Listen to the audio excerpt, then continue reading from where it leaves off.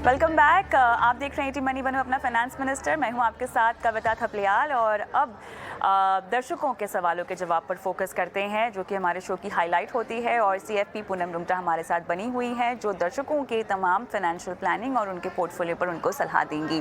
पूनम, शुरुआत करेंगे पहले दर्शक के साथ। आशीष कालिया साहब फोन लाइन पर मेरे साथ हैं। आशीष, गुड इवनिंग। बताएं अपने पोर्टफोलियो के बारे में कुछ। नमस्ते मैडम। नमस्ते सर, बताएं कैसे हैं मैडम? बढ़िया मैडम। अच्छा मैडम, मैं ना लास्ट 2016 से मैंने 1.5 लाख पर ईयर उसमें पीपीएफ में इन्वेस्ट करता हूँ और 1.5 लाख ही पोस्ट ऑफिस में एनएससी में। अच्छा। और 4 मेरे एसआईपी चलते हैं मैडम। अच्छा। और मैं चाहता हूँ मैडम, ये जो एनएससी है इसको मैं स्विच करके उसमें कोई अच्छा फंड हो उसमें इन्वेस्ट करूँ, ताकि जो इंटरेस्ट रेट है उसको मैच कर सकूँ मैं। अच्छा, मुझे ये बताएं कि 2016 से आप एनएससी और पीपीएफ में निवेश कर रहे हैं ना? हाँ जी, हाँ जी, हाँ जी। और ये जो फंड्स आपने शामिल किए, ये कब से हैं? ये 2018 से है मैडम। दो फंड तो मेरे 2018 से हैं, एचडीएफसी और फ्रैंकलिन। तो ये जो पीपीएफ में आप निवेश कर रहे हैं और बाकी जो डेट इंस्ट्रूमेंट है, जो फिक्स्ड इनकम इंस्ट्रूमेंट है आपके पास, ये आप केवल टैक्स बेनिफिट के लिए कर रहे हैं या आप रिस्क नहीं लेना चाहते? टैक्स के लिए नहीं, टैक्स के लिए नहीं, खाली फ्यूचर के लिए कर रहा हूँ मैं। अच्छा, तो अभी अगर आपको 1 से 1.5 करोड़ मुझे एक्यूमुलेट करना है अगले नेक्स्ट 10 to 15 ईयर्स में। अभी आप और कितनी अपनी एसआईपी बढ़ा सकते हैं? अभी मैडम मैं 4-5 हज़ार और बढ़ा सकता हूँ। चलिए ठीक है। पूनम बताएं अब कैसे आगे बढ़ें आशीष के पोर्टफोलियो को लेकर। देखिए, सबसे पहले आशीष जी का जो गोल है कि बच्चों की पढ़ाई और रिटायरमेंट दोनों का टाइम होराइजन बहुत बारीकी से इन्हें नक्की करना होगा, यानी गोल्स को बहुत अच्छे से समझना होगा। 10 से 15 साल is a very long range, कि आपको 10 साल बाद चाहिए कि 15 साल बाद चाहिए, वो हमें डिसाइड करना होगा। साथ ही जो अमाउंट चाहिए, जो हमारा आर्थिक लक्ष्य है वो कितना है, वो भी थोड़ा स्पेसिफिक होना चाहिए। क्योंकि मैं ऐसा समझती हूँ कि जब तक अपना लक्ष्य सही नहीं होगा तब तक हम उसकी बैकवर्ड काउंटिंग करके उसको अच्छी तरीके से उसके बारे में प्रोविजन नहीं कर पाते हैं। तो यहाँ अगर मैं समझूं कि आशीष जी को अपनी बच्चियों की पढ़ाई के लिए 10 साल में 1 करोड़ चाहिए, और चूंकि इनकी एज अभी 40 इयर्स है तो अगले 15 साल में रिटायरमेंट के लिए कॉपस करना चाहते हैं, तो दो अगर अलग अलग गोल हैं तो दोनों के लिए इन्हें अलग अलग पोर्टफोलियो बनाने होंगे। सबसे पहले तो इनकी जो रिस्क एपेटाइट है, यानी जोखिम उठाने की क्षमता थोड़ी कम लगती है मुझे मार्केट्स की, क्योंकि इनका जो मेजर पोर्टफोलियो है वो पूरा का पूरा डेट में है, यानी एनएससी और पीपीएफ। सो यहाँ एसेट एलोकेशन समझना चाहिए कि हमको एज के हिसाब से और हमारे टाइम होराइजन के हिसाब से हम कितना इक्विटी में जोखिम उठा सकते हैं। तो इनकी एज के हिसाब से आराम से 60 to 70% बने रह सकते हैं इक्विटी में, वो भी अगर एसआईपी का रुख लेंगे तो उसमें इतने लंबे समय में रिस्क मिटिगेशन हो जाता है, रिस्क की गुंजाइश कम हो जाती है।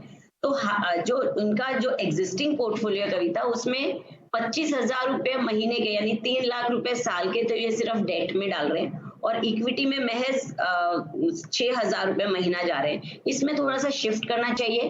पीपीएफ बरकरार कर सकते हैं, क्योंकि सब कुछ एक साथ बंद करेंगे तो शायद इनके रिस्क एपेटाइट की वजह से इन्हें अच्छा नहीं लगेगा।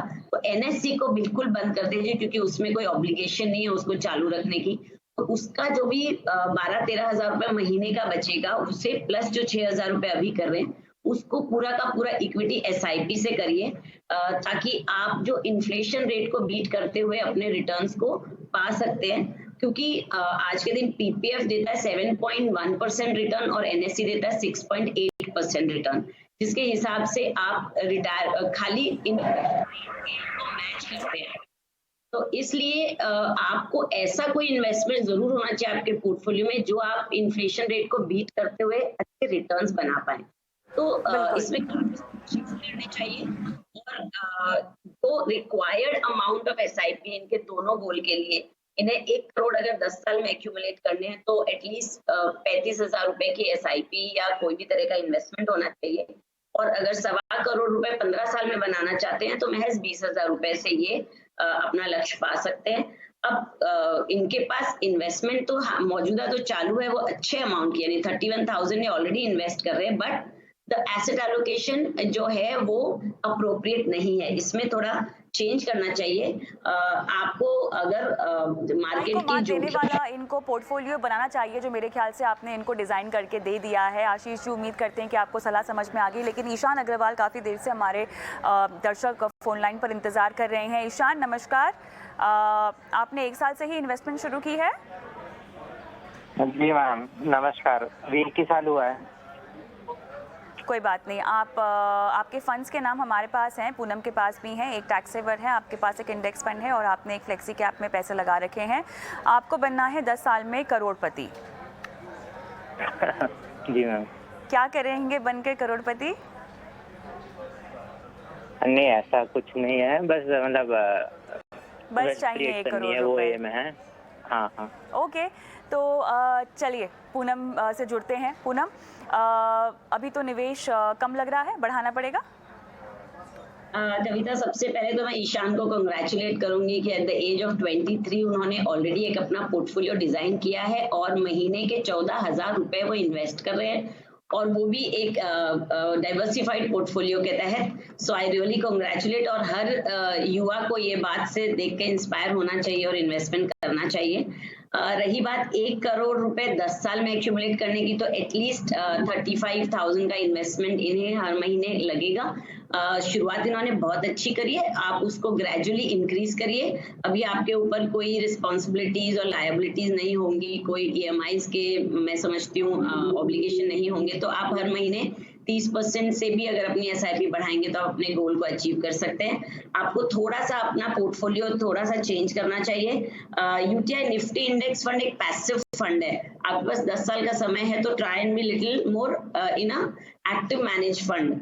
तो आप एक जो आपका PPF पराग पारित का फ्लेक्सी कैप है उसे चालू रखिए। UTI का आप फ्लेक्सी कैप फंड ले सकते हैं, बहुत अच्छे से बेटर मैनेज फंड है। एक मिड कैप का समावेश करिए, कोटक इमर्जिंग ब्लू चिप का कोटक इमर्जिंग इक्विटी, और एक साथ ही ब्लू चिप फंड भी ले सकते हैं, ICICI ब्लू चिप फंड। और आपका जो भी टैक्स का है इश्यू, उस हिसाब से आप ELSS में भी इन्वेस्ट कर सकते हैं। इस तरीके से आप कंटिन्यू करेंगे अपने इन्वेस्टमेंट को तो जरूर अपने लक्ष्य को पालेंगे। मगर कविता, मैं यहाँ ये भी कहूंगी इनकी एज के हिसाब से इन्हें और रिफाइंड अपनी गोल प्लानिंग करनी चाहिए, और इस हिसाब से और फ्यूचर के गोल देखते हुए हर गोल को ईयर मार्क करते हुए एक पोर्टफोलियो बनाना चाहिए। ऑलराइट, चलिए ऑल द बेस्ट ईशान आपके इस पोर्टफोलियो के लिए। आपको जो बदलाव सुझाए गए हैं उस पर आप अमल करें। लेकिन शो को आगे बढ़ाते हैं और रुख करते हैं निवेश के गुरु मंत्र की ओर।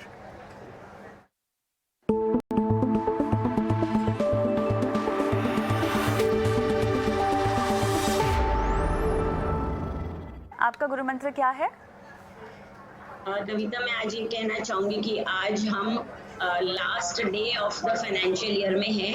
आज हमारे जो भी काफी फाइनेंशियल ईयर्स की इवैल्यूएशन हुई है, तो निफ्टी और या आप कहेंगे मार्केट के रिटर्न्स पिछले 20 साल में 14% दिए हैं, पिछले 3 साल में 15% दिए हैं। इन 20 सालों में या पिछले 3 सालों में जो भी कुछ हो सकता था रॉन्ग इकोनॉमिकली पॉलिटिकली वो हुआ है, बट फिर भी मार्केट्स ने अच्छे रिटर्न्स दिए।